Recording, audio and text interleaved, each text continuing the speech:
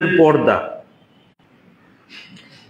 এই ভয়গুলো এমন ভাবে মুসলিমদের মাঝে ছড়িয়ে দেওয়া হচ্ছে যাতে করে ভয়েই মানুষ ইসলাম থেকে দূরে সরে যায়, মানে ইবাদত থেকে নিজেকে দূরে রাখে। যুবক ছেলে দাড়ি রেখেছে, পাশের আরেকজন লোকে তাকে কটাক্ষ করে বলছে তোর বিয়ে হবে না। অথচ যদি আপনাকে প্রশ্ন করি কয়টা দাড়িওয়ালা ছেলে বিয়ে না করে বসে আছে, উত্তর হবে একজনও না, তাই না? সবাই বিয়ে করেছি, দাড়ি যারা আমরা আগে রেখেছি। কিন্তু যে নতুন রাখছে তাকে ভয় দেখানো হচ্ছে। টাকনুর উপরে প্যান্ট কেটে পড়ে, দাড়ি রেখেছে, ভাইভা দিতে যাচ্ছে চাকরির, ভয় দেখাচ্ছে তোমার তো দাড়ি আর এই টাকনুর উপরে প্যান্ট রাখলে চাকরি হবে না, তোমাকে ভাইভাতে ফেল করিয়ে দিবে। ভয় দেখানোর উদ্দেশ্যকে আমরা কি করি? আমরা দুনিয়াবি অনেক স্বার্থে যখন ভয় পাই তখন কিন্তু ইসলামের বিধান থেকে নিজেদেরকে দূরে সরিয়ে রাখি। এটার একটা বাস্তবতা আছে এবং কোরআন সুন্নাহ দ্বারা প্রমাণিত। শয়তান তার বন্ধুদেরকে ভয় দেখায়, আর আল্লাহ তাআলা কোরআনে এই কথাও জানিয়ে দিয়েছেন শয়তান মানুষকে তার সাথে জাহান্নামে সঙ্গী করতে চায়। তাহলে ইবাদত থেকে যদি আমাদেরকে ভয়ভীতি দেখিয়ে দূরে সরাতে না পারে তাহলে আমাদেরকে সঙ্গী কিভাবে করবে? এজন্য ভয় ঢুকিয়ে দিয়েছি ইসলাম মানার ব্যাপারে। আর এগুলো লালন করে কে? এগুলো লালন করে আমার আপনার পরিবারের সন্তানরা। যেই সন্তানটা বাড়িতে থাকা অবস্থায় সালাত আদায় করত, ভালো ব্যবহার করত, বিনম্র ছিল, সেই বিশ্ববিদ্যালয়ে ভর্তি হওয়ার পরে ইসলামের সবচেয়ে ঘোর বিরোধী। অন্য আরেকটি দাড়িওয়ালা ছেলেকে দেখলে ও কটাক্ষ করে, বোরখা পড়া হিজাব পড়া মেয়েকে দেখলে সে কটাক্ষ করে, অথচ সে মুসলিম ঘরের একটা সন্তান। ওখানে গিয়ে পরিবর্তন হচ্ছে এবং অনেক ছেলে মেয়ে ওই পরিবেশে গিয়ে নিজের ধর্মকর্মগুলোকে ছেড়ে দিচ্ছে। কেন? ভয়ে। এই ভয়গুলো ঢুকিয়ে দিয়েছে কে? শয়তান। কার মাধ্যমে? শয়তানের যারা সহচর তাদের মাধ্যমে। কেন? শয়তান চাই ইবাদত বন্দেগী থেকে এরা দূরে থাকুক এবং আমার সাথে জাহান্নামে সঙ্গী হোক। ইসলাম কেন মানবো? আল্লাহ সুবহানাহু ওয়া তাআলা সূরা আলে ইমরানের 19 নম্বর আয়াতে বলেছেন ইন্নাদ দীনা ইনদাল্লাহিল ইসলাম, নিশ্চয় আল্লাহর নিকটে একমাত্র গ্রহণযোগ্য মনোনীত জীবন ব্যবস্থার নাম হচ্ছে ইসলাম। এখানে একটু কথা বোঝার আছে। যা মন চাইলো তাই মানবো, যা মন চাইলো সেই আদর্শ অনুসরণ করব, যা মন চাইলো যে কোনো ধর্ম যে কোনো দিন গ্রহণ করব, আমার আপনার নিকটে গ্রহণযোগ্য হলেই হবে না, বরং যা করছি তা আল্লাহর নিকটে গ্রহণযোগ্য হতে হবে। তাহলে ইসলামটা কার নিকটে গ্রহণযোগ্য? আল্লাহর নিকটে। তাহলে ওই গ্রহণযোগ্য দিন মানাটা হলো আমাদের জন্য জরুরি। কিন্তু যদি অন্য কোনো দিন মেনে নেই, এখানে কি এমন কেউ আছি যে নিজের ধর্মকে সঠিক মনে করার পাশাপাশি অন্য সমস্ত ধর্মকে সঠিক মনে করি, এমন কেউ আছি এখানে? যদি থেকে থাকেন তাহলে এটা জেনে রাখেন ঈমান ভঙ্গের 10টি কারণ রয়েছে, তার মধ্যে এটি একটি কারণ। দিন হিসেবে ইসলামকে আপনাকে একমাত্র সঠিকভাবে গ্রহণ করতে হবে, মেনে নিতে হবে। এর বাইরে যা আছে সেগুলোকে বাতিল ঘোষণা করা হয়েছে। যদি গ্রহণ করি তাহলে ক্ষতিগ্রস্ত হব। ওই দিন আমার আপনার কাছ থেকে আল্লাহ সুবহানাহু ওয়া তাআলা গ্রহণ করবেন না। আল্লাহ সুবহানাহু ওয়া তাআলা সূরা আলে ইমরানের 85 নম্বর আয়াতে বলেছেন ওয়া মান ইয়াবতাগি গায়রাল ইসলামি দীনান, যে ব্যক্তি ইসলাম ব্যতীত অন্য কোনো দিনকে অন্য কোনো ধর্মকে গ্রহণ করবে ফালা ইউকবালা মিনহু, তার নিকট থেকে তা গ্রহণ করা হবে না। তাহলে এইবার দেখেন ইসলাম যখন এসেছে তখন ইসলাম ব্যতীত সমস্ত কিছু আমাদের জন্য অগ্রহণীয় হয়ে গেছে। কিন্তু বিশ্বাসের জায়গায় এখনো আমাদের অনেক মুসলিম ভাইদের বিশ্বাস আমরাও সঠিক, অন্যান্য ধর্মও সঠিক। আমরা ইবাদত করলে যেমন জান্নাতে যেতে পারবো, অন্যান্য ধর্মের পদ্ধতিতে ইবাদত করলে তারাও স্বর্গে পৌঁছাবে, এটা অনেকের বিশ্বাস। কিন্তু মনে রাখতে হবে, এই আয়াতটা খেয়াল রাখেন, ইসলাম ব্যতীত অন্য কোনো দিন, অন্য কোনো জীবন ব্যবস্থা, অন্য কোনো আদর্শ কেউ যদি গ্রহণ করে আল্লাহ সুবহানাহু ওয়া তাআলা তার নিকট থেকে ওই দিন গ্রহণ করবেন না। ওই আয়াতের শেষাংশে বলা হয়েছে ওয়া হুয়া ফিল আখিরাতি মিনাল খাসিরিন, আর তারা আখিরাতে ক্ষতিগ্রস্তদের অন্তর্ভুক্ত হবে। আখিরাতে ক্ষতিগ্রস্ত মানে জাহান্নামী, কোনো কথা ছাড়া, কোনো ব্যাখ্যা লাগবে না। আখিরাতে ক্ষতিগ্রস্ত মানে জান্নাত থেকে বঞ্চিত এবং সে জাহান্নামী। কিন্তু আজকে আমরা নামে মুসলিম হলেও ইসলামের ব্যাপারে না আছে আমাদের জানাশোনা, আর না আছে ইসলাম মানার অনুভূতি।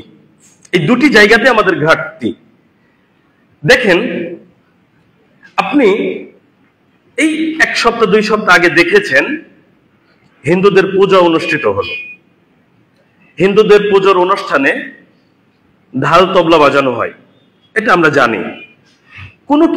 কোন হিন্দু কি এটা মনে করে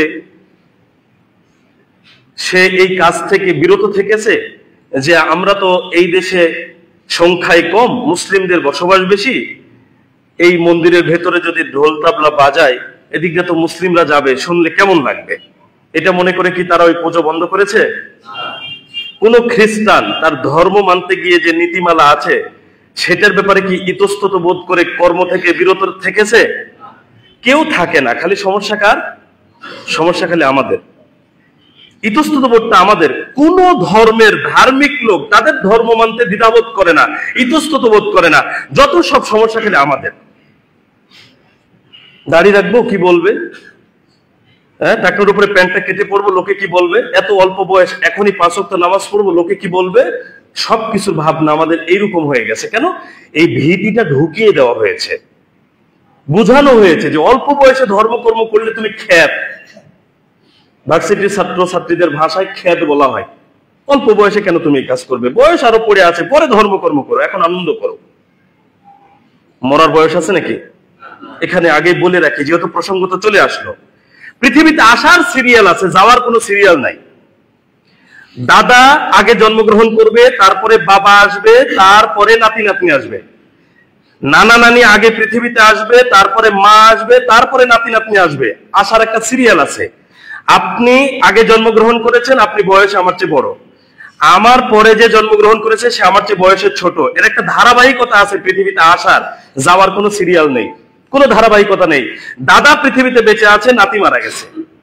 বাবা বেঁচে আছে, মা বেঁচে আছে, সন্তান মারা যাচ্ছে। তার মানে মারা যাওয়ার কোনো সিরিয়াল নেই। তাহলে আপনি কিভাবে এই কথা বলেন যে তোমার অল্প বয়স, তুমি এখন আনন্দ ফুর্তি করো, ইবাদতের অনেক বয়স পড়ে আছে, সময় পড়ে আছে? শয়তান ফাঁদে ফেলে দিয়েছে, আনন্দের ফাঁদে ফেলে দিয়েছে, ভয়ের ফাঁদে ফেলে দিয়েছে, যাতে ইবাদত থেকে আমরা দূরে থাকি। আজকে আসলেই তো আমরা ইবাদত থেকে দূরে। দেখেন, একজন ব্যক্তির টাকা পয়সা হয়েছে 30 বছর বয়সে। 30 বছর বয়সে কি হজ করার সামর্থ্য হতে পারে না? আপনি কি জানেন ইসলামের বিধান? হজ যখনই ফরজ হয়ে যাবে, অর্থনৈতিক ভাবে শারীরিক ভাবে যাওয়ার সক্ষমতা আছে, বিলম্ব না করে হজ করাটা জরুরি। বিলম্ব না করে হজ করাটা জরুরি। টাকা পয়সা হয়েছে 30-35 বছর বয়সে, সে অপেক্ষায় আছে আরেকটু বয়স ভারী হোক, এখনই হাজী সাহেব হব। দেখেন, একটা ফরজ ইবাদত যা করার সবার সামর্থ্য হয় না, আল্লাহ তাকে অল্প বয়সে সামর্থ্য দিয়েছেন, কিন্তু সে অপেক্ষা করছে কবে বয়স হবে, তখন হাজী সাহেব হব, অর্থাৎ হজ করব। অনীহা দেখেন, ইবাদত থেকে কতখানি পেছনে। তাহলে এখন দেখা যাচ্ছে টাকা পয়সা হয়েছে, নামাজ কালাম তো পড়তে হচ্ছে না, কিন্তু হজ করে এসে নামাজ পড়বো না, তখন কেমন লাগবে? হজ করে এসে একটু দাড়িও রাখতে হবে, নামাজও পড়তে হবে, একটু পোশাক আশাকেও ভালো হতে হবে। এত অল্প বয়সে করে কি হবে? একটু বয়স ভারী হোক। শয়তান ফাঁদে ফেলে দিল, নানা ভাবে ফাঁদ তৈরি করছে আমাদেরকে, জাস্ট ইবাদত থেকে দূরে সরানোর জন্য, ইসলামের বিধান মানা থেকে আমাদেরকে দূরে সরানোর জন্য। আমি এই পয়েন্টে বলতে চাচ্ছি, কোন ধর্মের মানুষ তার নিজের ধর্ম মানতে ইতস্তত বোধ করে না। কে কি করলো, কে কি মন্তব্য করলো, কে আমাকে কিভাবে দেখছে, কোন দৃষ্টিতে, কোনো চিন্তা করে না। প্রত্যেকে তার নিজের ধর্ম ঠিক ঠিক ভাবে মেনে চলছে। অথচ মুসলিমরাই শুধু অনীহা, ইতস্তত বোধ, ভয়, ভীতি এগুলো নিয়ে পড়ে আছে নানা ভাবে। সম্মানিত উপস্থিতি, তাহলে আজকে এই পরিস্থিতি যদি আমাদের চলমান থাকে, অদূর ভবিষ্যতে আমাদের পরিস্থিতি কি দাঁড়াবে? আমি কয়েকটা পয়েন্টে কথাগুলো বোঝানোর চেষ্টা করব। আজকের প্রথম পয়েন্ট হলো, আমাদের যে ইবাদত আমরা করব, এই ইবাদতের কি আল্লাহর প্রয়োজন আছে কিনা? আমরা ইসলামের বিধান মানব, কিন্তু ইসলামের বিধানটা মানলাম, ইবাদত করলাম, এটার কি আল্লাহর প্রয়োজন আছে কিনা আমরা একটু এই বিষয়টা জানি। আল্লাহ সুবহানাহু ওয়া তাআলা একক সত্তা, তিনি কোনো কিছুর উপরেই নির্ভরশীল নয়, মুখাপেক্ষী নন। সূরা আল ইখলাসের 2 নম্বরে আল্লাহ সুবহানাহু ওয়া তাআলা বলছেন আল্লাহুস সামাদ, আল্লাহ অমুখাপেক্ষী। সেটা ইবাদত হতে পারে, রিজিক হতে পারে, অন্য কোনো কিছু হতে পারে। এক কথায় তিনি কোনো কিছুর ব্যাপারেই কারো মুখাপেক্ষী নন। তাহলে যিনি মুখাপেক্ষী নন তার তো ইবাদতের প্রয়োজন নেই। কিন্তু সমস্ত সৃষ্টির যে ব্যাপার, সমস্ত সৃষ্টি আল্লাহর মুখাপেক্ষী। আমরা তার দয়া ছাড়া চলতে পারি না, তিনি রিজিক না দিলে চলতে পারি না, তার দুনিয়ার বাহিরে যেতে পারি না। আমরা সবকিছুর ব্যাপারে আমরা তার উপরে নির্ভরশীল এবং মুখাপেক্ষী, কিন্তু তিনি কোনো কিছুর ব্যাপারে তার সৃষ্টির উপরে নির্ভরশীল না, মুখাপেক্ষী নন। পৃথিবীর সমস্ত মানুষ যদি আল্লাহর ইবাদত বন্দেগী করে, আল্লাহর মর্যাদা বৃদ্ধি পাওয়ার কোনো ব্যাপার নেই এখানে। আবার পৃথিবীর সমস্ত মানুষ যদি আল্লাহর নাফরমানি করে, তাহলে আল্লাহর মর্যাদার বিন্দুমাত্র কমতিও ঘটবে না। তিনি সৃষ্টির সবকিছুর ঊর্ধ্বে, তার মর্যাদা, তার সম্মান কোনো কিছু আমার আপনার কর্মের কারণে কমবেও না, বাড়বেও না। তাহলে তার আমাদের ইবাদতের প্রতি মুখাপেক্ষী হওয়ার তো কোনো জায়গা নেই। আল্লাহ সুবহানাহু ওয়া তাআলা আমাদেরকে বিভিন্ন ভাবে সে বিষয়গুলো জানিয়েছেন, রাসূলুল্লাহ সাল্লাল্লাহু আলাইহি সাল্লাম আমাদেরকে ধারণা দিয়েছেন। দেখুন সূরা ইব্রাহিমের 8 নম্বর আয়াতে বলা হয়েছে, আল্লাহ সুবহানাহু ওয়া তাআলা বলছেন ওয়া ক্বালা মূসা, আর মূসা বলেছিলেন, ইন তাকফুরু আনতুম ওয়া মান ফিল আরদি জামিআ, তোমরা এবং জমিনের সমস্ত কিছু যদি অকৃতজ্ঞতা প্রকাশ করো, ফাইন্নাল্লাহা লাগানিয়ুন হামিদ, তবুও তারপরেও আল্লাহ সুবহানাহু ওয়া তাআলা মুখাপেক্ষী নন, অভাব মুক্ত, সর্বপ্রশংসিত। দুটি বিষয় আসলো। মূসা আলাইহিস সালাম তার কওমকে বলছেন, তোমরা এবং পৃথিবীর সমস্ত সৃষ্টি, জমিনের সবকিছু যদি অকৃতজ্ঞতা প্রকাশ করো। অকৃতজ্ঞতা কেন? সমস্ত কিছু কে দিয়েছেন? এক বাক্যে বললাম, কোনো কিছু না বলে। আমরা সবাই স্বীকার করি সবকিছু আমাদেরকে আল্লাহ দিয়েছেন। তাহলে আমাদেরকে যদি তিনি সবকিছু দিয়ে থাকেন, এর তো দুইটা দিক আছে, হয় কৃতজ্ঞতা প্রকাশ করব, আর নইলে অকৃতজ্ঞতা প্রকাশ করব। তো কৃতজ্ঞতা প্রকাশ করলে আমাদেরই লাভ, আর যদি অকৃতজ্ঞ হই তাহলে আমাদেরই ক্ষতি। এইখানে বলা হচ্ছে যে তোমরা যদি আল্লাহর প্রতি অকৃতজ্ঞতা প্রকাশ করো, এর পরেও আল্লাহ সুবহানাহু ওয়া তাআলা তোমাদের ব্যাপারে অভাব মুক্ত এবং তিনি সর্বপ্রশংসিত। এর অর্থ হলো এই যে আমাদের কৃতজ্ঞতা, আমাদের প্রশংসা, আমাদের ইবাদত বন্দেগী কোনো কিছুর ব্যাপারেই আল্লাহ সুবহানাহু ওয়া তাআলা মুখাপেক্ষী নন। তিনি অভাব মুক্ত আর সর্বপ্রশংসিত। এর মানে এই নয় যে আমি প্রশংসা করলেই আল্লাহ প্রশংসিত, না। পৃথিবীর সৃষ্টি আল্লাহর প্রশংসা করলে, গুণগান করলেই তিনি প্রশংসিত, বিষয়টা এমন নয়। আমরা না করলেও তিনি প্রশংসিত। পৃথিবীর সবকিছু যদি তার অকৃতজ্ঞতা প্রকাশ করে, তবুও তার প্রশংসার কোনো ঘাটতি হবে না, তিনি সর্বপ্রশংসিত। আর এই সব ব্যাপারে তিনি কারো প্রতি মুখাপেক্ষী নন। তাহলে দেখুন আল্লাহ সুবহানাহু ওয়া তাআলা আমাদের ইসলামের বিধান মানা, আমাদের ইবাদতের ব্যাপারে মুখাপেক্ষী নন। যদি আমরা ইবাদত করি বা না করি, তাহলে আল্লাহর লাভ ক্ষতি আছে কিনা একটা হাদিস পেশ করছি। এক্ষেত্রে সহিহ মুসলিম 6466 নম্বর হাদিস, হাদিসে কুদসি আল্লাহ তাআলা বলেন, ইয়া ইবাদি, হে আমার বান্দারা, লাউ আন্না আউওয়ালাকুম ওয়া আখিরাকুম, তোমাদের আদি এবং অন্ত, ওয়া ইনসাকুম ওয়া জিন্নাকুম, তোমাদের মানুষ এবং জিন জাতির মধ্য হতে, কানু আলা আতকা কলবি রাজুলিন ওয়াহিদিন মিনকুম, জিন এবং মানুষ জাতির মধ্য হতে যার অন্তর আল্লাহকে সবচেয়ে বেশি ভয় করে, যদি এই জিন জাতি ও মানুষ জাতির সবার অন্তর ওই ব্যক্তির মতো হয়, মানে ওই ব্যক্তির মতো যদি আল্লাহকে সবাই ভয় করে, তবুও মা যাদা যালিকা ফি মুলকি শাইআন, আল্লাহর রাজত্বের বিন্দু মাত্র বৃদ্ধি ঘটবে না। কথাটা বুঝতে হবে। হাদিসে কুদসি আল্লাহ তাআলা বলছেন, পৃথিবীর জিন ও মানুষ জাতির মধ্যে কোন একজনের অন্তর আল্লাহকে সবচেয়ে বেশি ভয় করে, আর জিন এবং মানুষ জাতির সবাই যদি আল্লাহকে ওই অন্তরের মতোই ভয় করে, তবু আল্লাহর রাজত্বের বিন্দু মাত্র বৃদ্ধি ঘটবে না। হাদিসের পরের অংশে বলা হচ্ছে, ইয়া ইবাদি, হে আমার বান্দারা, লাউ আন্না আউওয়ালাকুম ওয়া আখিরাকুম, তোমাদের আদি ও অন্ত, ওয়া ইনসাকুম ওয়া জিন্নাকুম, তোমাদের মানুষ জাতি এবং জিন জাতির মধ্য হতে, কানু আলা আফজারি কলবি রাজুলিন ওয়াহিদিন, যার অন্তর সবচেয়ে পাপিষ্ঠ। আগেরটা কি বলা হয়েছে? তাকওয়া, ভয়, আর এবার বলা হচ্ছে পাপিষ্ঠ।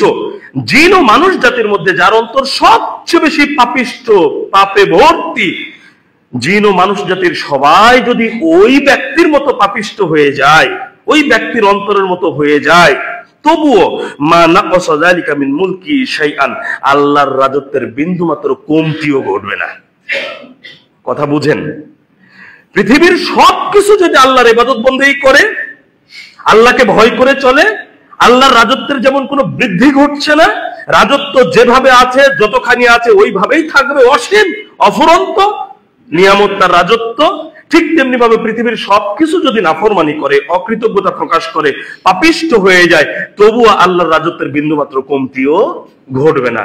তাহলে সংক্ষিপ্ত কথায় যা বুঝতে পারলাম, আমাদের ইবাদত বন্দেগীর জন্য আল্লাহ সুবহানাহু ওয়া তাআলার কোনো ক্ষতিও হয় না, কোনো উপকারও হয় না, আর তিনি আমাদের ইবাদতের প্রতি মুখাপেক্ষী নন। এটা সংক্ষিপ্ত কথা প্রথম পয়েন্টের। সম্মানিত উপস্থিতি, তাহলে এবার আসেন, আল্লাহ কেন ইবাদতে বাধ্য করলেন না? আমাদের কালাস করেছেন, সবাই ইবাদত করতাম, তিনি বাধ্য কেন করলেন না? তিনি নিয়ামত দিলেন, কিন্তু তিনি মানুষকে, কোন জীবকে বাধ্য করলেন না, তুমি ইবাদত করো, আমি বাধ্য। এটা তিনি কেন বললেন না? আমাদেরকে যদি তিনি বাধ্য করতেন, তাহলে আমরা কি করতাম? সবাই ইবাদত করতাম। তাহলে আল্লাহ সুবহানাহু ওয়া তাআলা যেই উদ্দেশ্য নিয়ে মানুষকে সৃষ্টি করেছেন, জিনকে সৃষ্টি করেছেন, সেই উদ্দেশ্য সাধিত হতো না। কি উদ্দেশ্য নিয়ে সৃষ্টি করেছেন? আল্লাহ সুবহানাহু ওয়া তাআলা সূরা মুলকের 2 নম্বর আয়াতে বলেছেন, আল্লাযী খালাকাল মাউতা ওয়াল হায়াতা লিয়াবলুয়াকুম আইয়ুকুম আহসানু আমালা। তিনি জিন ও মানুষকে সৃষ্টি করেছেন, তিনি মউত এবং জীবনকে সৃষ্টি করেছেন এই জন্য যে তোমাদের মধ্যে কোন ব্যক্তি উত্তম আমল করে। তাহলে পরীক্ষাটা কোথায়? পরীক্ষাটা হলো তিনি আমাদেরকে দেখছেন কে উত্তম আমল করছে। তাহলে আল্লাহ তাআলা যদি আমাদেরকে বাধ্য করতেন, সবাই যখন ইবাদত করতাম, তাহলে পরীক্ষার কি থাকতো? পরীক্ষাটা তো এখানেই যে তিনি স্বাধীনতা দিয়েছেন, তিনি আমাদেরকে ছেড়ে দিয়েছেন। আল্লাহ সুবহানাহু ওয়া তাআলা সূরা বালাদের 10 নম্বর আয়াতে বলেছেন, ওয়া হাদাইনাহুন নাজদাইন, আমরা দুটি পথ দেখিয়েছি, দুটি হেদায়েত প্রদর্শন করেছি। অর্থাৎ একটি ভালো, একটি মন্দ, একটা পাপের পথ, একটা নেকির পথ, সওয়াবের পথ, একটা জান্নাতের পথ, একটা জাহান্নামের পথ। এই দুটি পথ আমাদেরকে দেখানো হলো। এই দুটি পথ দেখানোর পরে দুটি পথের মাথায় কি আছে আল্লাহ সুবহানাহু ওয়া তাআলা সেটাও জানিয়ে দিয়েছেন। যদি ভালো পথে আমরা চলি, এই পথের মাথায় জান্নাত আছে। যদি খারাপ পথে চলি, মন্দটাকে গ্রহণ করি, তাহলে এর মাথায় কি আছে? জাহান্নাম আছে। দুটি একদম দেখিয়ে দিয়েছেন, কিন্তু বাস্তবতা একটু ভিন্ন। দেখিয়ে দিয়ে যে আমাদেরকে স্বাধীনতা দিলেন, এই স্বাধীনতার ভিত্তিতে আজকে আমরা স্বাধীনতার অপব্যবহার করছি। এখানকার কোন একজন ব্যক্তি রাস্তা চেনে না, এই পর্যন্ত এসেছে, এখানে এসে দুইটা রাস্তা দুই দিক চলে গেছে। এখন মনে করেন আপনাকে এসে জিজ্ঞেস করলো, ভাই এই দুইটা রাস্তা কোন দিকে গেছে আর সামনে কি আছে? তা আপনি বললেন এই যে ডান দিকের রাস্তা, এটা দিয়ে গেলে এই রাস্তায় কোনো বন জঙ্গল কিছু নাই, হিংস্র কোনো প্রাণী নাই, আপনি সহজে এদিকে পার হতে পারবেন। আর এই যে বাম দিকের রাস্তাটা দেখছেন, এইদিকে গেলে একটু বন জঙ্গল আছে, দুই চারটা বাঘ সিংহ শ্রীগালও আছে। আপনার স্বাধীনতা তো দিয়ে দিল, পথ দেখালো, স্বাধীনতাটা হয়ে গেল। এখন স্বাধীন ওই ব্যক্তি কি করবে বলেন? কোন পথে যেতে পারে? আমরা হলে কি ওই হিংস্র পথে যাব? দেখেন, এটা ঠিকই বুঝলাম। কেন বুঝলাম? কারণ আমি স্বাধীন, ঠিক আছে, আমি দুই পথে যে কোনো একটাই যেতে পারি, কিন্তু ওই হিংস্র জন্তু আছে যে পথে, সেই পথে আমরা যাব না, গেলে মরণ নিশ্চিত। এই জন্য আমরা এটা বেছে নিব। এই জায়গায় আমরা ঠিক বুঝতে পারছি, কিন্তু ইসলামের ক্ষেত্রে এটা কেন বুঝতে পারছি না যে আমি সৎ পথে চললে, ভালো পথে চললে, আল্লাহর ইবাদত বন্দেগী করলে এই রাস্তার শেষ মাথায় অফুরন্ত নিয়ামত জান্নাত পাবো, কিন্তু আমি বাম পথে যদি চলি, আমি যদি খারাপ পথে চলি, পাপের পথে চলি, এর শেষ ঠিকানা জাহান্নাম, আমার জন্য শাস্তি অপেক্ষা করছে। আল্লাহ সুবহানাহু ওয়া তাআলা দুটি পথ দেখালেন, আমাকে স্বাধীনতা দিলেন, কিন্তু স্বাধীনতার অপব্যবহার করে আমরা ভালো পথ ছেড়ে মন্দ পথটাকে গ্রহণ করছি। আল্লাহর পরীক্ষাটা এখানেই। আল্লাহ সুবহানাহু ওয়া তাআলা বাধ্য করলেন না, স্বাধীনতা দিলেন। এই স্বাধীনতার কারণেই আমাদের বিচার হবে। আল্লাহ যদি বাধ্য করতেন ইবাদত করতে, শুধু জান্নাতের প্রয়োজন ছিল, জাহান্নাম লাগতো না। কেন? আল্লাহ বাধ্য করলে তো সবাই ইবাদত করতাম, তাহলে সবাই তো জান্নাতে যেতাম, তাহলে জাহান্নাম সৃষ্টির কি প্রয়োজন ছিল? আল্লাহ সুবহানাহু ওয়া তাআলা আমাদেরকে বাধ্য না করে কর্ম পদ্ধতি বলে দিয়েছেন, দুটি পথ বলে দিয়েছেন, দুটি স্থান নির্ধারণ করেছেন ফল ভোগের জন্য। তো সেই ক্ষেত্রে এইটাই পরীক্ষা, স্বাধীনতার ভিত্তিতে আমরা ইচ্ছা অনুসারে কে কোন পথটা গ্রহণ করছি, বিচার ওইটার উপরে ভিত্তি করে হবে। দলিল সূরা আল কাহফ 29 নম্বর আয়াত, আল্লাহ সুবহানাহু ওয়া তাআলা বলছেন, ওয়া কুলিল হাক্কু মির রাব্বিকুম, আর আপনি বলুন তোমাদের রবের পক্ষ থেকে সত্য এসেছে। তাহলে সত্য কোথাকার? রবের পক্ষ থেকে। ফামান শাআ ফালইউমিন ওয়া মান শাআ ফালইয়াকফুর, যার ইচ্ছা হয় সে ঈমান আনুক, যার ইচ্ছা হয় সে কুফরি করুক। সত্য কি পরিষ্কার নয়? মুহাম্মদ সাল্লাল্লাহু আলাইহি সাল্লাম 1400 বছর পূর্বে যে দাওয়াত দিয়েছেন, সেই দাওয়াত আজকে আছে না নাই? তো সত্য কি পরিষ্কার নয়? পরিষ্কার। তাহলে এই সত্যকে আবু জেহেল যেমন গ্রহণ করেনি, এখন কি আবু জেহেল কোয়ালিটির লোক থাকতে পারে না? তাহলে গ্রহণ করা না করা, স্বাধীনতাটা আল্লাহ আমাদেরকে দিয়ে দিয়েছেন।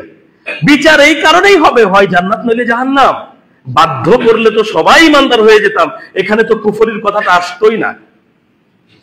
তাহলে আল্লাহ সুবহানাহু ওয়া তাআলা আমাদেরকে যদি ইবাদত করতে বাধ্য করতেন, তাহলে মূলত আমরা সবাই ইবাদতকারী হয়ে যেতাম। আর আল্লাহ সুবহানাহু ওয়া তাআলা যে পরীক্ষা করার জন্য আমাদেরকে সৃষ্টি করেছেন, যে কে ভালো আমল করছে সেটা দেখার জন্য, সেইটার উদ্দেশ্যে ব্যাঘাত ঘটতো। আল্লাহ আমাদেরকে আমাদের উপরে, আমাদের স্বাধীনতার উপরে ছেড়ে দিয়েছেন, যাতে আমরা স্বাধীনতার ভিত্তিতে ভালো অথবা মন্দটা গ্রহণ করতে পারি। এখন স্বাধীনতা দিয়ে যদি জাহান্নামের পথ গ্রহণ করে নেই, ফলস্বরূপ জাহান্নাম ভোগ করতে হবে। আর যদি স্বাধীনতার ভিত্তিতে ইচ্ছা অনুসারে আমরা দ্বীনকে গ্রহণ করি, সঠিকটা মেনে নিই, আল্লাহ সুবহানাহু ওয়া তাআলা যে সত্য আমাদের কাছে প্রেরণ করেছেন সেই সত্যকে যদি আমরা গ্রহণ করি, তাহলে দিন শেষে আমরা আল্লাহর পক্ষ থেকে অফুরন্ত নিয়ামত ভোগ করব। এটাই তো কাজ আমাদের, এটাই পরীক্ষা।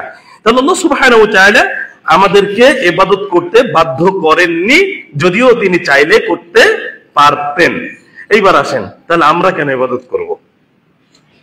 আমরা কেন ইবাদত করব? প্রথম পয়েন্টে জানলাম যে আল্লাহ সুবহানাহু ওয়া তাআলার আমাদের ইবাদতের প্রতি কোনো ভ্রুক্ষেপ নাই, মানে প্রয়োজন নাই তার, আমাদের ইবাদতের প্রতি তিনি মুখাপেক্ষী নন। দ্বিতীয় পয়েন্টে জানলাম যে তিনি আমাদেরকে ইবাদত করতে বাধ্য করেননি।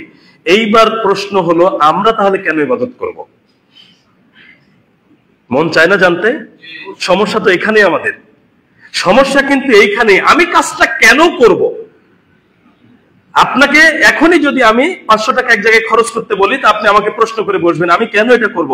যদি 500 টাকা খরচ না করেই কাজটা আমার হয়ে যায়, আমি খরচ করতে চাইবো? এটার বাস্তবতা আছে। তাহলে আমরা যদি প্রশ্ন করি ইবাদতটা কেন করব, ইসলামটা কেন মানবো,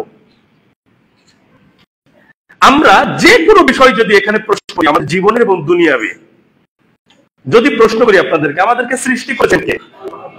কার দুনিয়ায় বাস করছি? রিজিক কে দেন? বাঁচিয়ে কে রেখেছেন? দেখেন সবকিছুর উত্তর কিন্তু কি হচ্ছে? কোনো কিছু অস্বীকার করতে পারছি না, কিন্তু কি করছি না? ইবাদত করছি না। নিয়ামত ঠিকই ভোগ করছি, তা আল্লাহর ইবাদত যদি না করি, তো চলেন আল্লাহর দুনিয়ার বাইরে চলে যাই। কোথায় যাব? আজ থেকে আল্লাহর দেওয়া রিজিক আর নেব না, অক্সিজেন নেব না, আল্লাহর দেওয়া দেহ দিয়ে চলবো না। পারবো নাকি? কোনো কিছু অস্বীকার করতে পারছি না, কিন্তু কি করছি না? আল্লাহর হুকুম মানছি না। আল্লাহ সুবহানাহু ওয়া তাআলা সূরা আর-রহমানের মধ্যে বলছেন 13 নম্বর আয়াত, ফাবি আইয়ি আলাই রাব্বিকুমা তুকাদ্দিবান। আয়াতটা আমাদের খুবই প্রিয় একটি আয়াত। আল্লাহ তাআলা বলছেন, হে জিন ও মানুষ, তোমরা তোমাদের রবের কোন কোন নিয়ামতকে মিথ্যারোপ করবে? একই আয়াত একই সূরার মধ্যে 31 বার বলেছেন আল্লাহ তাআলা। সূরা আর-রহমানের মধ্যে কিন্তু প্রচুর নিয়ামতের বর্ণনা আছে। বারবার মনে করিয়ে দিচ্ছেন কোন কোন নিয়ামতকে তোমরা জিন ও মানুষ মিথ্যারোপ করবে। আমরা মিথ্যারোপ করতে পারি না যে এই নিয়ামতগুলো আল্লাহ দেন, অন্য করে দিয়েছে। এটাকে আমরা বলতে পারি? আমরা পারি না। আমরা সবই স্বীকার করি, কিন্তু দিন শেষে আল্লাহর প্রতি কৃতজ্ঞতা স্বীকার করি না, অর্থাৎ ইবাদত করি না। এখন আল্লাহ সুবহানাহু ওয়া তাআলা এত এত নিয়ামত দিলেন, আল্লাহ সুবহানাহু ওয়া তাআলা আমাদের কাছে কি চাইলেন এটা একটু দেখার বিষয়। তিনি তো আমাদের কোনো কিছুর ব্যাপারে মুখাপেক্ষী নন, কিন্তু নিয়ামত দিয়ে নিয়ামত ভক্ষণ করছে পৃথিবীর সৃষ্টি, তো সেই সৃষ্টির কাছে তিনি কি চাইলেন? মূল কথা হচ্ছে যে আল্লাহ সুবহানাহু ওয়া তাআলা আমাদেরকে সৃষ্টি করে সবকিছু দিয়ে তিনি পরীক্ষা করার জন্য কাজ দিয়েছেন। যেমন কিছু কাজ তিনি করতে বলেছেন, কিছু কাজ করতে তিনি নিষেধ করেছেন, আর দিয়ে দিলেন স্বাধীনতা, যে তোমাকে নিয়ামত দিয়েছি, তুমি আমার হুকুম মানো কিনা। আমি এটা নিষেধ করেছি, আমি এটা করতে বলেছি। আচ্ছা বলেন, আপনি একটা প্যান্ট পরে আছেন নাই? এই প্যান্টের 2 আঙ্গুল আপনি একটু লম্বা করে টাকনুর নিচে ঝুলিয়ে পড়েছেন, আর একজনে 2 আঙ্গুল কেটে টাকনুর উপরে পড়েছে। এই আবার লাভ ক্ষতির বিষয় কোথায় থেকে আসলো? ব্যাপারটা এরকম ভাবলে কেমন হবে? এটা তো কাপড়, এই 2 আঙ্গুল একটু উপরে নিচে। এইভাবে যদি আমরা ভাবি, তাহলে এটার কি কোনো গুরুত্ব আমাদের কাছে আছে বলেন তো? নাই। কিন্তু গুরুত্ব কেন বেড়ে গেল? রাসূলুল্লাহ সাল্লাল্লাহু আলাইহি সাল্লাম আমাদেরকে সতর্ক করেছেন, টাকনুর নিচে কাপড় পরিধানকারী পুরুষ জাহান্নামে যাবে। ব্যাপারটা কি হয়ে গেল? গুরুত্ব পেয়ে গেল। আয়াতুল কুরসি পাঠের একটা হাদিস ফজিলত কে বর্ণনা করেছিল বলেন? জাযাকাল্লাহু খায়রান। তো শয়তান বলেছিল বলেই কি এটা ফজিলতপূর্ণ হয়ে গেছে? কথা বুঝতে হবে। কথাটা শয়তান বলেছে, কিন্তু এটাকে সনদ দিয়েছে, সার্টিফাইড করেছেন কে? মুহাম্মদ সাল্লাল্লাহু আলাইহি ওয়াসাল্লাম। বুঝতে পেরেছেন কি কথা? পার্থক্যটা বুঝতে হবে। একটা ছোট কাজ আমি কেন করব? ডান হাতও হাত, বাম হাতও হাত। ডান হাতে পানি পান করব, তো বাম হাতে করলে সমস্যা কোথায়? যদি এই কথাটা আমরা ভাবি, কোনো গুরুত্ব আছে এটার? কিন্তু গুরুত্ব কেন হয়ে গেল? রাসূলুল্লাহ সাল্লাল্লাহু আলাইহি ওয়াসাল্লাম বলছেন, ডান হাতে খাওয়া করা এটা রাসূলুল্লাহ সাল্লাল্লাহু আলাইহি ওয়াসাল্লাম নির্দেশ, ইবাদতের কাজ। বাম হাতে খাই পান করে কে? শয়তান। কথা যখন উঠে গেল একটু টাচ করে যাই। দুঃখজনক হলো সত্য যে আমাদের মাঝে কিছু মানুষ কিছু কিছু কাজ করি, কিন্তু ওই সময় ভাবি না। যেমন একই সাথে এক ব্যক্তি ডান হাতে পাউরুটি খাচ্ছে আর বাম হাতে কলা খাচ্ছে, খেয়াল করেছেন? তাহলে একই সঙ্গে সে ডান হাতে সুন্নাহ মানছে, বাম হাতে শয়তানের অনুসরণ করছে। ও চিন্তাই করেনি ওই মুহূর্তে। একটু প্র্যাকটিক্যাল খেয়াল করেন, দেখেন প্রত্যেকটা কাজ আমরা যদি এইভাবে ভাবি যে কাজটার আমার কাছে কোনো গুরুত্ব ছিল না, কিন্তু গুরুত্ব কেন? আল্লাহ এবং আল্লাহ রাসূল সাল্লাল্লাহু আলাইহি ওয়াসাল্লাম কাজটা আমাদেরকে করতে বলেছেন, আর কোন কোন কাজ থেকে তারা আমাদেরকে নিষেধ করেছেন, এটার কারণে গুরুত্ব। এখন এত এত নিয়ামত আমরা ভোগ করছি, আমরা কোন হুকুমটা মানি আর কোন হুকুমটা লঙ্ঘন করি, এটাই হলো আল্লাহর পরীক্ষা।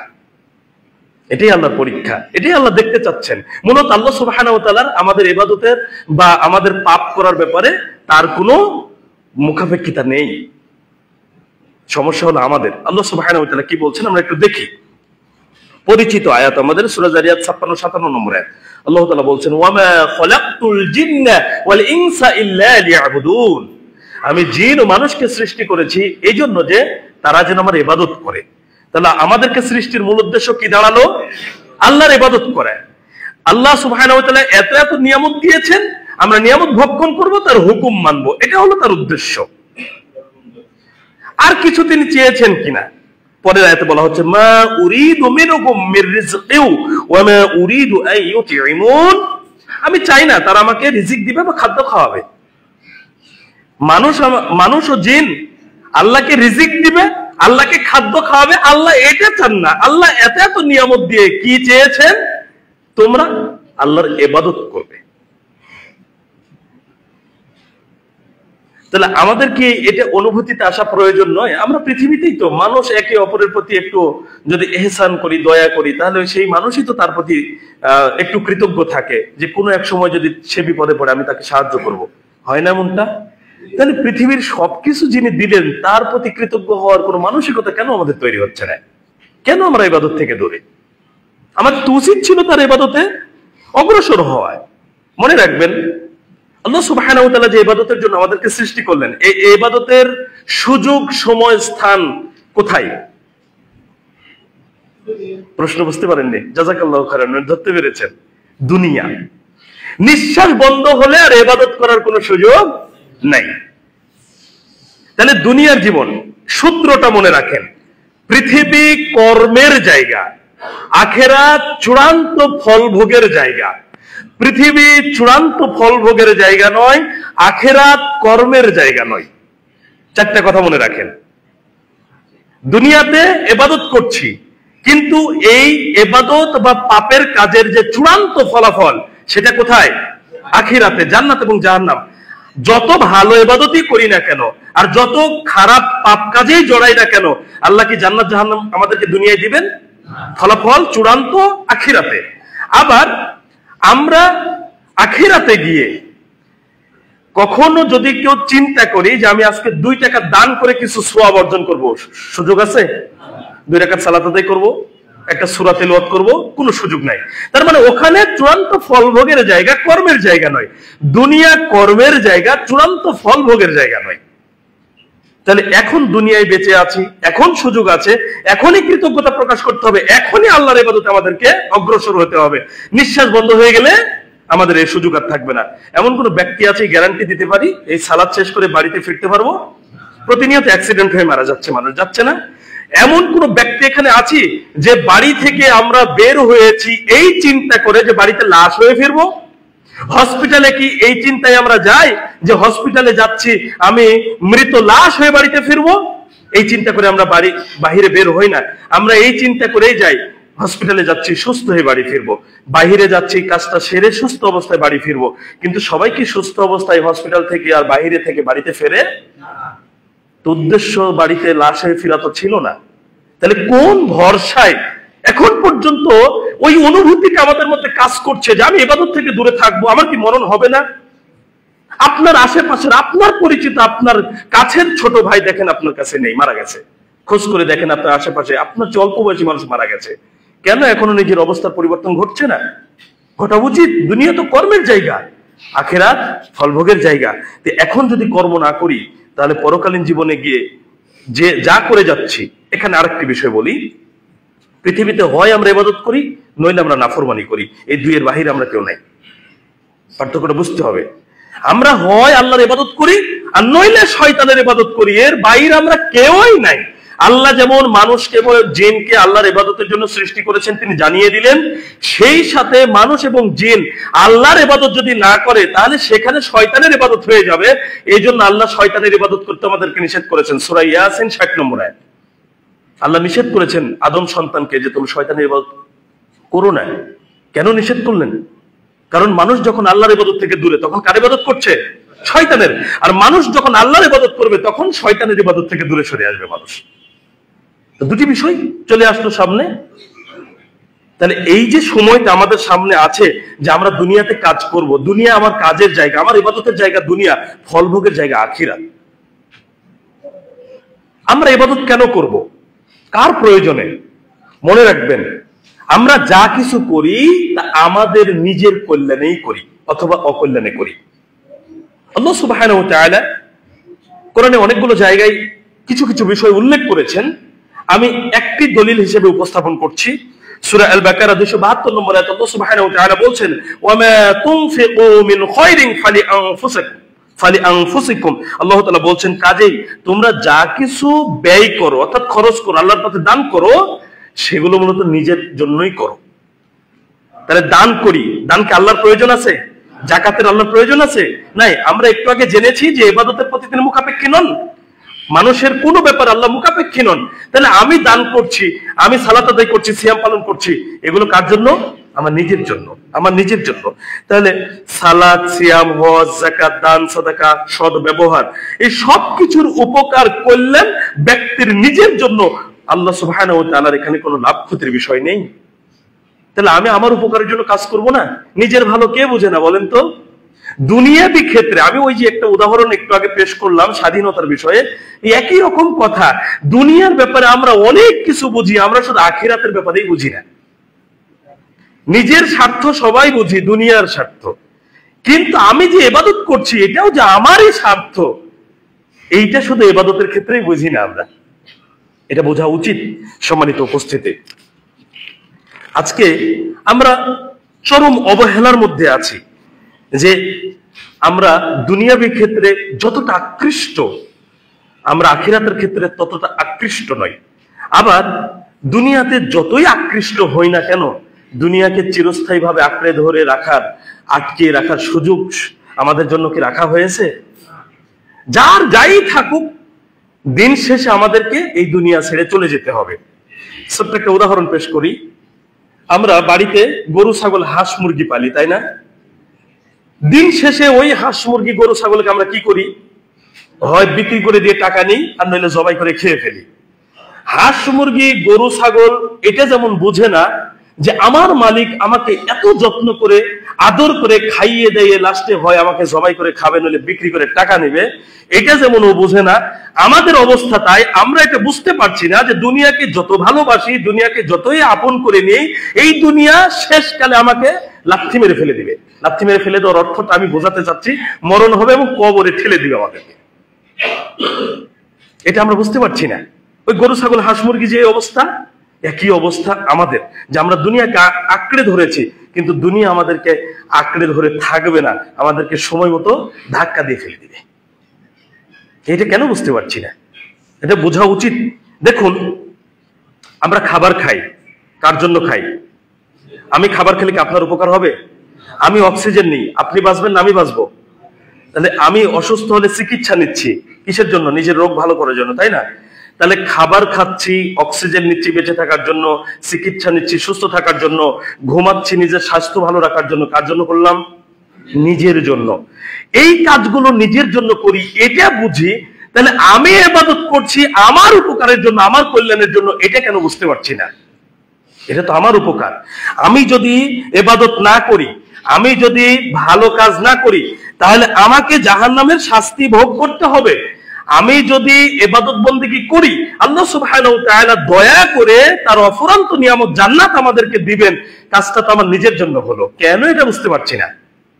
দেখুন, আমরা দুনিয়াতে যা কিছুই করি না কেন, ভালো অথবা মন্দ, প্রত্যেকটা কাজের প্রতিদান যার যেটা প্রাপ্য আল্লাহ সুবহানাহু ওয়া তাআলা আমাদেরকে দিবেন।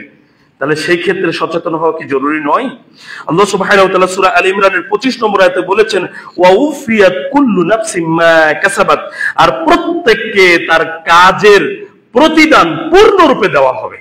তাহলে আমরা যে পরিমাণ পাপ করব, পাপের যে শাস্তি আল্লাহ সুবহানাহু ওয়া তাআলা সেটা গড়াই গন্ডাই দিয়ে দিবেন। আবার আমরা যদি নেকির কাজ করি সেটার জন্য যেটা প্রতিদান পাওয়ার কথা, যেটা আল্লাহ দিতে চেয়েছেন, সেটা আল্লাহ সুবহানাহু ওয়া তাআলা আমাদেরকে দিবেন। তাহলে দিন শেষে কে পাচ্ছে? আমরা পাচ্ছি। কি পাচ্ছি? ওই কর্মের প্রতিদান, যেই কর্মটা আমি আপনি দুনিয়াতে করে গিয়েছি। দিন শেষে তাহলে আমি একা, দিন শেষে আপনি একা। আচ্ছা, আমার জুব্বাতে যদি এখন গ্যাস লাইট মেরে আগুন ধরিয়ে দেন, কষ্ট আমি পাবো না আপনারা পাবেন? আমি একাই পাবো না, কারণ আগুনটা তো আমার শরীরে লেগেছে। আপনারা কষ্ট পাচ্ছেন না। আমি এইখানে একটা খেজুর খেলাম আপনাদের সামনে, খেজুরের স্বাদটাকে আমি পাবো না আপনারা পাবেন? পার্থক্যটা বোঝেন। দিন শেষে আপনি যা করছেন আপনার, আমি যা করছি আমার। তাহলে জাহান্নামে, মনে করেন একজন ব্যক্তি জাহান্নামে গেল, তার আশেপাশের তার পরিবারের সমস্ত মানুষ জান্নাতে গেল।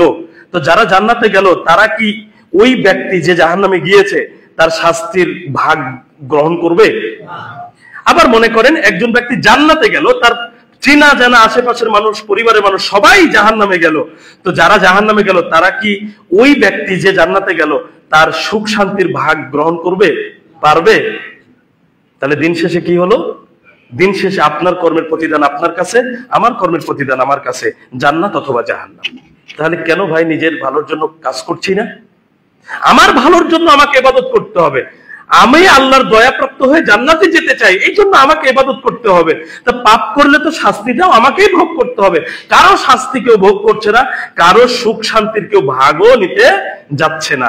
তাহলে এইটা কেন বুঝতে আমাদের সমস্যা, যে আমি আমার কল্যাণের জন্য ইবাদত করব, আমি আমার কল্যাণের জন্য আমি পাপ থেকে দূরে থাকবো? এটা কেন বুঝি না আমরা? বোঝা উচিত। যদি এটা বুঝতে আমাদের আরো লেট হয়, আর এই অবস্থায় যদি আমাদের মরণ চলে আসে, তাহলে আমাদেরকে রক্ষা করবে কে বলেন? সম্মানিত উপস্থিতি, পৃথিবীর সমস্ত মানুষ, জিন যদি জাহান্নামে চলে যায়, আল্লাহর কি কোনো ক্ষতি আছে? পৃথিবীর সমস্ত মানুষ ও জিন যদি জান্নাতে চলে যায়, আল্লাহর জান্নাতের কি এক বিঘত পরিমাণ জায়গার কমতি ঘটবে? তাহলে আল্লাহ সুবহানাহু ওয়া তাআলার কি কোনো লাভ ক্ষতি আছে এখানে? আমি যদি জাহান্নামে যাই, কষ্টটা আমার হবে, আমার ক্ষতি। আমি যদি জান্নাতে যাই, সুখ শান্তিটা আমি ভোগ করব, এটা আমার লাভ। তাহলে এই ভাবনাটা ভেবেই আমাদেরকে মূলত ইবাদত করা উচিত এবং পাপ থেকে দূরে থাকা উচিত। কেন অনুভূতিটা জাগ্রত হচ্ছে না? লাভ ক্ষতি আমাদের, লাভ ক্ষতি আল্লাহর নয়। সম্মানিত উপস্থিতি, কার উপরে ভরসা করে থাকবো? কার উপরে ভরসা করব যে আমাকে রক্ষা করবে, বাঁচাবে? দুনিয়াতে অনেক কিছু আছে আমাদেরকে সাহায্য সহযোগিতা করে, একটা বিপদ থেকে রক্ষা করে, সাহায্য করে, অনেক কিছু আছে আমাদের কাছে। কিন্তু আখিরাত কার উপরে ভরসা করব? সূরা আবাসা 34 থেকে 36 নম্বর আয়াতে আল্লাহ সুবহানাহু ওয়া তাআলা বলছেন, ইয়াউমা ইয়াফিরুল মারউ মিন আখিহি ওয়া উম্মিহি ওয়া আবিহি ওয়া সাহিবাতিহি ওয়া বানিহি। আল্লাহ সুবহানাহু ওয়া তাআলা বলছেন, সেই দিন মানুষ তার ভাইকে রেখে পালাবে, মা বাবা থেকে পালাবে, স্ত্রী সন্তান থেকে পালাবে। সাহায্য করার কি আছে এবার বলেন? তবে এখানে আরেকটি বিষয় ক্লিয়ার করে যাই, মানুষ যদি বিন্দুমাত্র ঈমান এবং আমলের সাথে পৃথিবী থেকে বিদায় নেয়, তাহলে তার সাহায্য পাওয়ার ব্যাপারে কোরআন সুন্নাহর দলিল আছে। কিন্তু যদি কোনো মানুষ কাফের অবস্থায়, মুশরিক অবস্থায়, বেদীন অবস্থায় পৃথিবী থেকে বিদায় নেয়, তার সাহায্যকারী কেউ নেই। সংক্ষিপ্ত কথায় বললাম, অনেক ব্যাখ্যা আছে। তাহলে ঈমান এবং আমল একেবারে শূন্য, খালি হাতে যদি আমরা চলে যাই, তাহলে আমরা আল্লাহর দয়া পাওয়ার, কারো সাহায্য সহযোগিতা পাওয়ার আশা করতে পারি না। ছোট্ট একটা উদাহরণ দিই। আমরা যারা শিক্ষক এবং শিক্ষার্থী আছি, কোন শিক্ষার্থী খাতায় লিখে মনে করেন 29-30 পেয়েছে, তখন সেই শিক্ষক সেই ছাত্র বা ছাত্রীকে বিবেচনা করে 2-3 মার্কস ধরে দিয়ে 33 দিয়ে পাস করিয়ে দেয়। কিন্তু কোন শিক্ষার্থী মনে করেন খাতায় কিছুই লেখেনি, কোন শিক্ষকের ক্ষমতা আছে তাকে 33 করে দিবে? আমরা যদি ঈমান এবং আমলে শূন্য হাতে আল্লাহর নিকটে পৌঁছায়, কিভাবে আশা করব যে আল্লাহ আমাদের প্রতি দয়া করবেন? কিন্তু মনে করেন কিছু ইবাদত করেছি, ঈমান ছিল, ঈমান এবং আমলের কিছু অংশ খালি হাতে না, একেবারে অল্প হলেও কিছু নিয়ে গিয়েছি, তবু আমরা আশা করতে পারি আল্লাহ সুবহানাহু ওয়া তাআলার দয়া আমরা পাবো ইনশাআল্লাহ। কিন্তু ততটুকু কি আমরা করছি? আমি যদি বলি চোখ বন্ধ করে একটু চিন্তা করেন তো, আপনার বয়স 30 বছর, 40 বছর, 50 বা 60 বছর, আপনার ব্যক্তিগত জীবনে আপনি পাপের পরিমাণ বেশি করেছেন না নেকির পরিমাণ বেশি করেছি? এমন কোন ব্যক্তি আছে সাহস করে বলবো যে আমার 30, 40, 50 বছরের জীবনে নেকির পরিমাণ বেশি করেছি? এই সাহস কি আমাদের আছে বলার? নাই। তাহলে কেন অগ্রসর হচ্ছি না ইবাদতের প্রতি? যেখানে নিজেরা স্বীকার করে নিচ্ছি যে আমার পাপের পরিমাণ নেকির পরিমাণের চাইতে বেশি, সেখানে কেন আমরা নেকির দিকে অগ্রসর হচ্ছি না? কেন আমরা ইবাদতের দিকে অগ্রসর হচ্ছি না? দিন শেষে তো ফলাফল আপনাকে আমাকে ব্যক্তিগত কর্মের জন্য যে প্রতিদান আছে সেটা তো ভোগ করতেই হবে। তাহলে কেন পিছিয়ে, কেন এগিয়ে নয়? দেখুন, দুনিয়াতে দুটি বস্তুকে আমরা, দুটি বিষয়কে খুব গুরুত্ব দিই। একটা হলো সন্তান আর একটা সম্পদ। সন্তানও যেমন আমাদেরকে সাহায্য সহযোগিতা করে দুনিয়ার ক্ষেত্রে, সম্পদও আমাদেরকে সাহায্য করে। সন্তান সম্পদ দুইটাই আমাদের জন্য মোটামুটি দুনিয়ার জীবনে একটা নির্ভরতার জায়গা, আর আল্লাহ সুবহানাহু ওয়া তাআলা এটা ব্যবস্থাও করে দিয়েছেন। কিন্তু এই সন্তান সম্পদও আমার পরকালীন জীবনে উপকারে আসবে না। আল্লাহ সুবহানাহু ওয়া তাআলা সূরা আশ-শুআরার 88 নম্বর আয়াতে বলেছেন, ইয়াউমা লা ইয়ানফাউ মালু ওয়া লা বানুন, সেই দিন সন্তান সন্ততি এবং সম্পদ মানুষের কোনো উপকারে আসবে না। কিভাবে উপকারে আসবে? সন্তান সম্পদ দুনিয়ার জিন্দেগিতেই তো আমাদের জন্য বিপজ্জনক।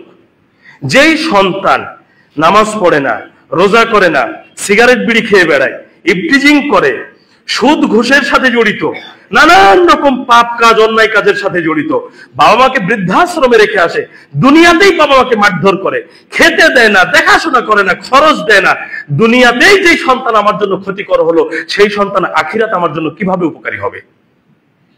সম্পদের কথা যদি বলি, চুরি করা সম্পদ, ঘুষ খাওয়া সম্পদ, সুদ খাওয়া সম্পদ, বোনের সম্পদ ভাগাভাগি করে না দিয়ে আত্মসাৎ করা সম্পদ, জাকাত না দেওয়া সম্পদ, কোনোদিন দান সাদাকা না করা সম্পদ, এই সম্পদ কিভাবে আমার আখিরাতে কল্যাণে আসতে পারে, আমার উপকারে আসতে পারে? তাহলে যেই দুটি বস্তু আমাদের পৃথিবীতে নির্ভরতার জায়গা, আখিরাতে সেই দুটি বস্তু আমাদের উপকারে আসছে না যদি ঈমান এবং আমলের জায়গাতে আমাদের ত্রুটি বিচ্যুতি থাকে, কমতি থাকে। হ্যাঁ, সম্পদ যদি এমন হয়, হালাল পথে উপার্জন করেছি, আল্লাহর পথে খরচ করেছি, জাকাত বের করেছি, সম্পদ উপকারী হবে। তো এটা তো নেকির কাজ হয়ে গেল, ইবাদত হয়ে গেল। তো ইবাদত করলে তো আপনি কিছু নিয়েই গেলেন, আমি কিছু তো নিয়েই গেলাম, তো সেক্ষেত্রে তো উপকারী হচ্ছেই। সন্তানকে মানুষের মতো মানুষ করে গিয়েছি, সন্তানের দোয়া আমাদের কাজে লাগবে।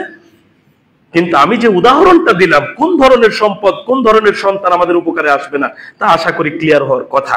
সম্মানিত উপস্থিতি, তাহলে ঈমান এবং আমলের সাথে আমাদেরকে আখিরাতে পৌঁছানো প্রয়োজন। যদি পৌঁছাতে না পারি, ইবাদত মুক্ত, ইবাদতহীন অবস্থায়, ঈমানহীন অবস্থায় যদি আমরা পৌঁছাই, তাহলে আমাদের জন্য বড়ই ক্ষতি রয়েছে। কাফির, মুশরিক, বেদিন অবস্থায় যদি আমরা আখিরাতে পৌঁছাই, তাহলে আমাদেরকে বাঁচানোর কোনো সুযোগ নাই। সম্মানিত উপস্থিতি, মানুষের এমন একটা পর্যায় ঘটবে, আমরা কি সবাইকে ইমানদার মনে করি? কিন্তু আমি যদি এখন একটু প্রশ্ন করি, যারা এখানে উপস্থিত আছেন, বলেন তো ঈমান ভঙ্গের কারণ কয়টি? সবার কি মুখস্থ আছে? আজকে নেট দুনিয়ায় আমরা যা দেখছি, তাতে কত মানুষের যে দাড়ি টুপি থাকার পরেও ঈমান নেই, এটা কল্পনা করা যায়? দেখেন, ঈমান চলে যাওয়ার একটা অন্যতম কারণ হচ্ছে ইসলামের কোন বিধানকে তুচ্ছ তাচ্ছিল্য করা, ছোট করা, ঠাট্টা বিদ্রুপ করা। সেটা কবর, জান্নাত, জাহান্নাম, ইসলামের অন্যান্য কোনো বিধান, সেগুলো নিয়ে আমাদের মাঝে কি এটা চলে না? কেউ কোরআন সুন্নাহর একটা বিধান নিজেদের সাথে মিলছে না, তাই সেটাকে নিয়ে কটাক্ষ করে বক্তৃতা করছি, তুচ্ছ তাচ্ছিল্য করে, অথচ হাদিসে স্পষ্ট বিধানটা আছে। আবার মনে করেন, আমি বক্তব্যের শুরুতে যে কথাটা বলছি, দাড়িকে নিয়ে কটাক্ষ করে, পর্দাকে নিয়ে কটাক্ষ করে, এগুলো কি ইসলামের বিধান নয়? ইসলামের যে কোনো বিধান নিয়ে কেউ যদি কটাক্ষ করে, তুচ্ছ তাচ্ছিল্য করে, ঠাট্টা বিদ্রুপ করে, তাহলে তার ঈমান থাকবে না। এখন আমাদের পরিস্থিতি কি দেখেন, শুধু এটাই যে ঘটছে তাও নয়, ইসলাম ব্যতীত অন্য কোনো দিনকে আপনি যদি সত্য গ্রহণ করেন বা মনে করেন, তাহলে এটাও ঈমান ভঙ্গের একটা কারণ। আমাদের অবস্থা কি? আজকে পুজোর মণ্ডপে গিয়ে যা বলা শুরু করেছে আমাদের হুজুররা, তাতে ঈমান আছে বলে যারা সচেতন মানুষ তাদের মনে হয় না। আমরা নিজেরা নিজেদেরকে যতই ঈমানদার বলি না কেন, কোরআন সুন্নাহর দৃষ্টিতে যদি ঈমান প্রমাণিত না হয়, তার মানে বুঝতে হবে আমি নিজেকে ঈমানদার মনে করি কিন্তু আমি কাফের হয়ে গেছি, নিশ্চিত কাফের হয়ে গেছি। রাসূলুল্লাহ সাল্লাল্লাহু আলাইহি সাল্লামের ওই হাদিসটা আপনাদের নিশ্চয়ই মনে আছে যে এমন একটা সময় আসবে মানুষ সকালে মুমিন তো সন্ধ্যায় কাফের, সন্ধ্যায় মুমিন তো সকালে কাফের। এখন কি আমাদের সেই অবস্থা যাচ্ছে না? আমাদের কথাবার্তা, আচরণ, সবকিছু এত কষ্ট লাগে, আপনি কল্পনা করতে পারেন? পৃথিবীর সবচেয়ে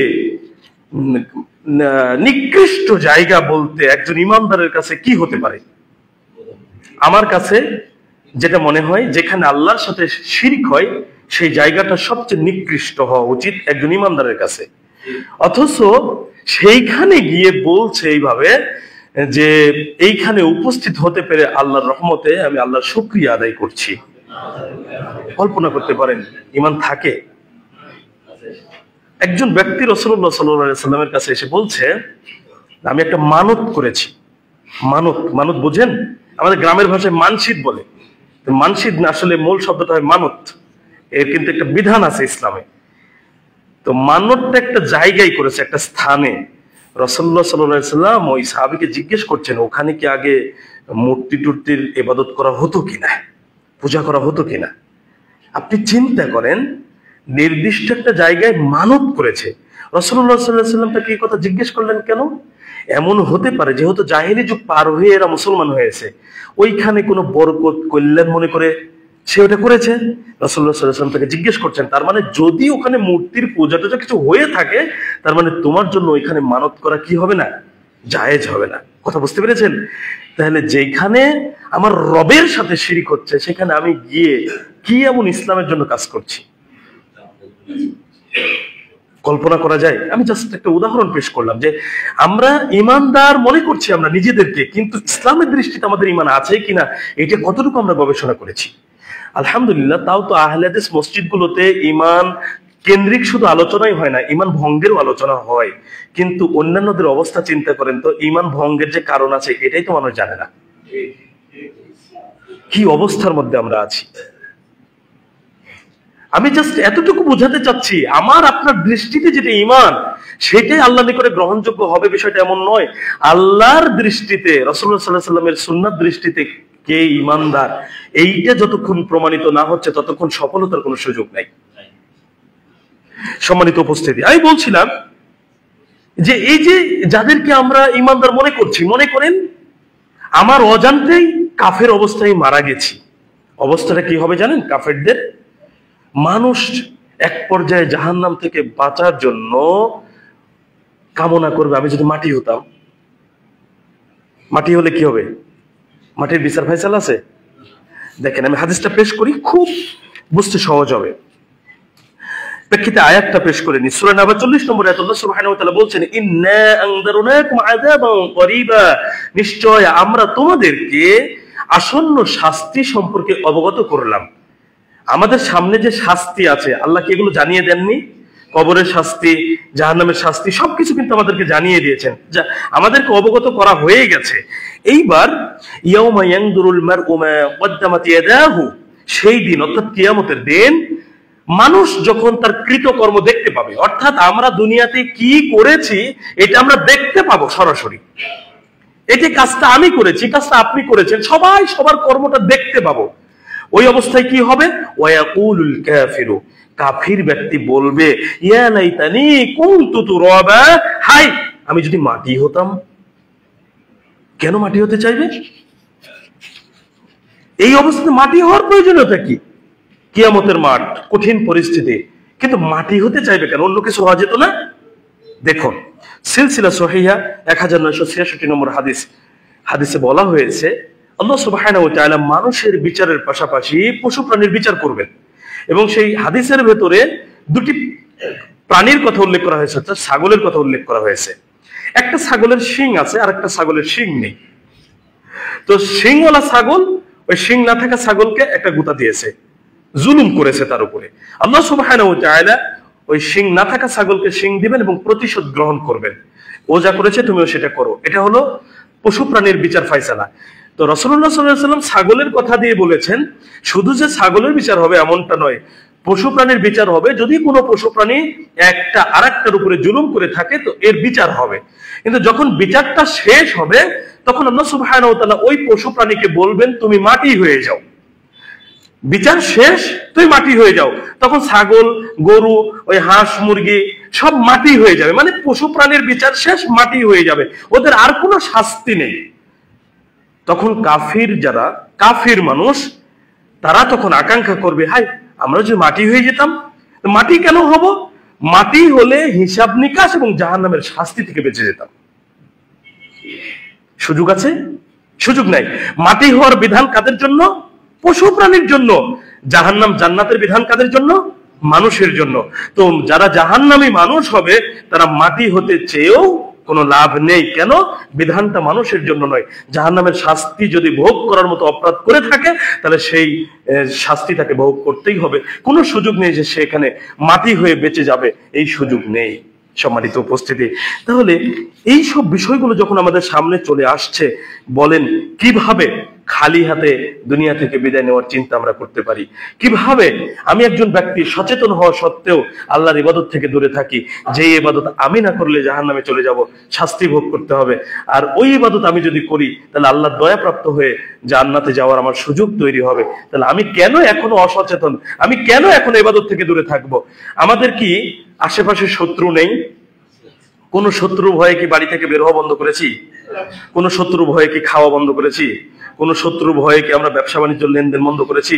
তো দুনিয়াতে তো কিছুই বন্ধ করলাম না কারোর জন্য। তাহলে ইবাদতটা কেন করছি না ভাই? কে বাঁচাবে আমাকে বলেন? যাদের ভয়ে আমি ইবাদত থেকে দূরে থাকলাম তারা কি আমাকে বাঁচাবে? যাদের জন্য আমি ইতস্তত বোধ করে আমি ধর্মের একটা বিধান লঙ্ঘন করলাম তারা কি আমাকে ওই পাপ থেকে বাঁচাবে, শাস্তি থেকে বাঁচাবে? পারবে না। তাহলে কার জন্য করছি? নিজের জন্য ইবাদত করতে হবে, আমার নিজের জন্য, আমার কল্যাণের জন্য। আমি যেন জাহান্নাম থেকে বাঁচতে পারি, জান্নাতে যেতে পারি, আল্লাহর সন্তুষ্টি উদ্দেশ্য এবং আমার নিজের কল্যাণ আশা রেখে আমাকে ইবাদতে এগিয়ে যেতে হবে। তাহলে কেন আমি পিছিয়ে থাকবো? কেন অন্যের দিকে তাকাবো যেখানে আমাকে বাঁচানোর কেউ নেই? আমি জাস্ট উৎসাহিত করার জন্য আজকের এই আলোচনাটা নিয়েছি। আমি জানি না কতটুকু আপনাদের মেন্টালি সাপোর্ট করতে পারলাম, কতটুকু উৎসাহিত করতে পারলাম আমি জানি না, তবে আমি চেষ্টা করলাম, আমি আমার দায়িত্ব একটু পালন করার চেষ্টা করেছি।